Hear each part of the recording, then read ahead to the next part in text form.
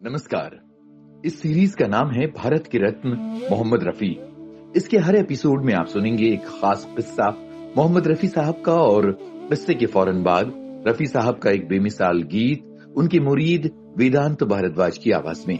ये सीरीज महान गायक मोहम्मद रफी को एक श्रद्धांजलि है। सब्सक्राइब करें हिमांशु वाजपेयी ऑफिशियल। रफी साहब खाने पीने के बहुत शौकीन थे। मनपसंद खाना खाकर उनकी आत्मा तृप्त हो जाती थी। एक बार वो म्यूजिकल टूर पर इंग्लैंड गए। वहां के अलग अलग शहरों में उनके प्रोग्राम थे। रफी साहब के बेटे और बहू लंदन ही में रहते थे, इसलिए वो लोग भी इस टूर में शामिल हो गए।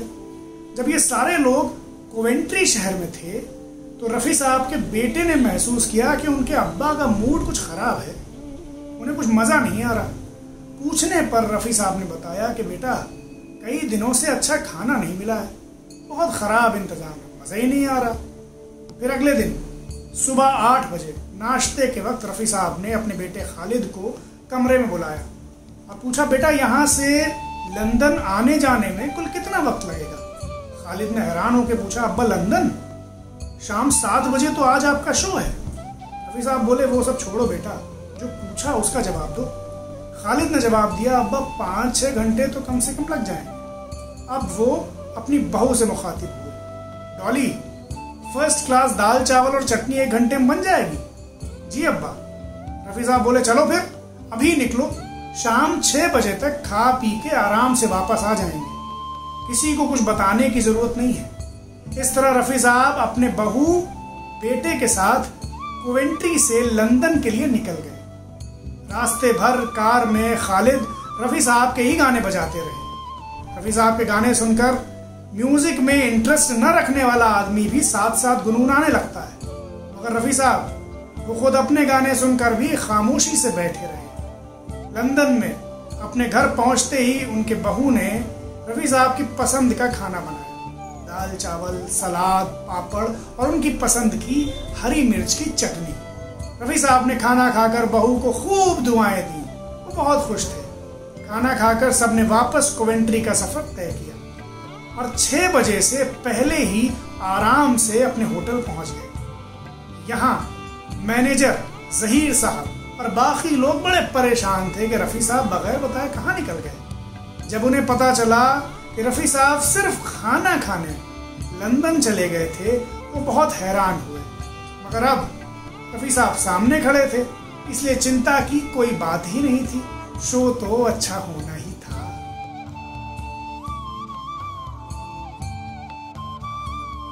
रफी साहब अपने काम को लेकर बेइंतहा जिम्मेदार और अपनी गायकी को लेकर बेहद संजीदा थे। एक किस्से के मार्फत इस बात को अच्छी तरह समझा जा सकता है। सब जानते हैं कि मोहम्मद रफी साहब खाने पीने के बहुत शौकीन थे। डॉक्टर उनसे कहते थे कि रफी साहब अपना वजन किसी तरह थोड़ा कम कर लीजिए, आपकी सेहत के लिए बेहतर होगा।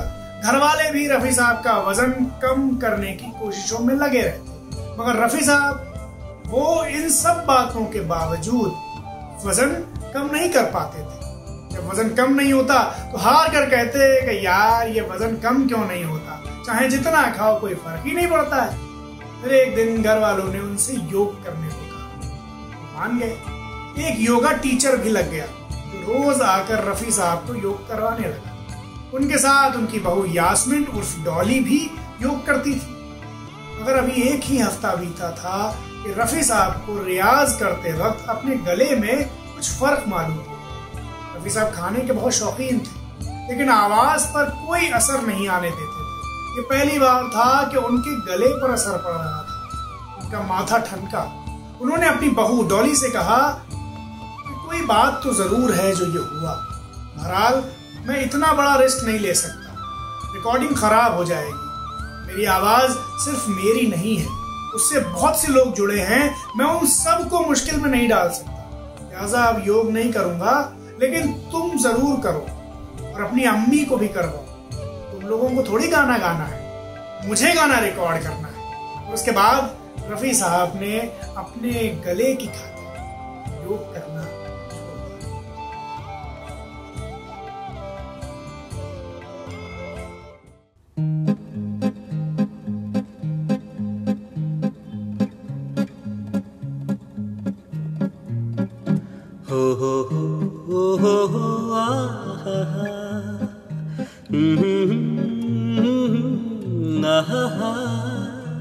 ये देख के दिल झूमा, ली प्यार ने अंगड़ाई, दीवाना हुआ बादल, सावन की घटा छाई, ये देख के दिल झूमा, ली प्यार ने अंगड़ाई, दीवाना हुआ बादल।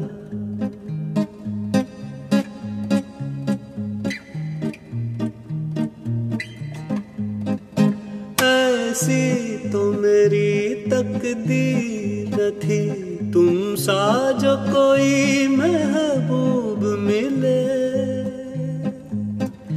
दिल आज खुशी से पागल है, दिल आज खुशी से पागल है, ऐ जाने वफा तुम खूब मिले, ऐ जाने वफा तुम खूब मिले, दिल क्यों न बने पागल, क्या तुमने अदा पाई, ये देख के दिल झूमा, ली प्यार ने अंगड़ाई, दीवाना हुआ बादल।